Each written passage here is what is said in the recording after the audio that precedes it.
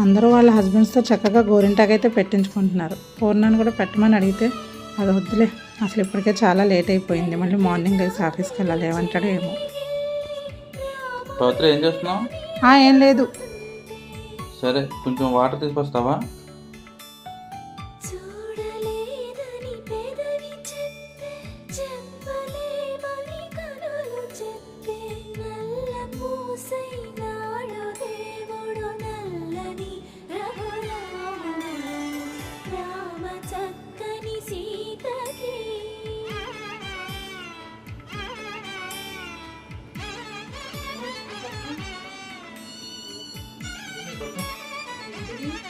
నాతో గోరింటాకు పెట్టించుకోవాలనుకున్నాక పెడుతున్నా.